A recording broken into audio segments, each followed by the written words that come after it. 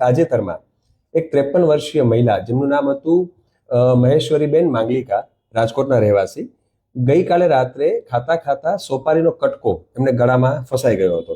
હવે કન્ડિશન એવી થઈ કે સોપારીનો કટકો ગળામાં ફસાઈ જતા એમને પાણી પીવાનું પણ સાવ બંધ થઈ ગયું, થૂક પણ ગળે નતા ઉતારી શકતા, અસહ્ય ગળામાં દુખાવો અને ઉલટી ઉપકાની કમ્પ્લેન સાથે અમારા પાસે જ્યારે આવ્યા અને દૂરબીન વડે તપાસ કરતા એવું માલુમ પડ્યું કે એમને અન્નળીના ઉપરના ભાગમાં સોપારીનો કટકો 1.5 સેન્ટીમીટર મોટો જે ફસાયેલો હતો. હું આપને સમજાવું અન્નળીની રચના કે જેની અંદર આ એક ક્રિકોફેરિંગ્સ જે કહેવાય અન્નળીનો સૌથી ઉપરનો ભાગ.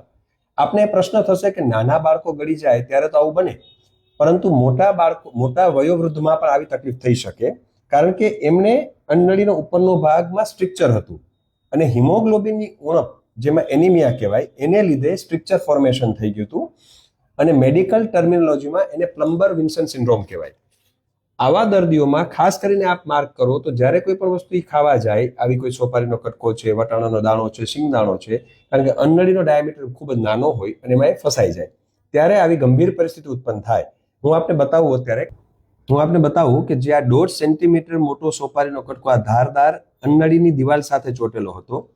ખાસ તકેદારી બાબત એ હતી કે જો આ કાઢતી વખતે પણ જો આ ધાર ઘસાય તો અન્નળીની દિવાલને ડેમેજ કરે અને અન્નળીની દિવાલમાં કાણું પણ પડી શકે. એટલે એક રિસ્કી કેસ હતો, જેને ઇસોફેગોસ્કોપી એટલે દૂરબીન વડે આ કાઢી આપવામાં આવ્યો છે. દર્દીની હાલત એકદમ સ્ટેબલ છે.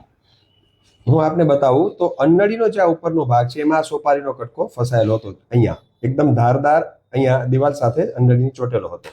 એટલે આ કેસની જાણવા જેવી બાબત અને તકેદારી રાખવા જેવી બાબત એ છે કે જ્યારે હિમોગ્લોબિન ઓછું હોય દર્દીમાં અને આવા કોઈ ચિહ્નો જણાય તો એવા દર્દીઓએ ખાસ કરીને આવી કોઈ શાર્પ વસ્તુઓ ન ખાવી જોઈએ અને ક્યારેક ગંભીર પરિસ્થિતિ નોતરી શકે છે. એટલે તકેદારીનો કિસ્સો છે અને ખાસ કરીને અન્નળીની અંદર જ્યારે સંકોચન હોય એવા દર્દીઓમાં આવું વધારે પડતું બનતું હોય છે. Thank you.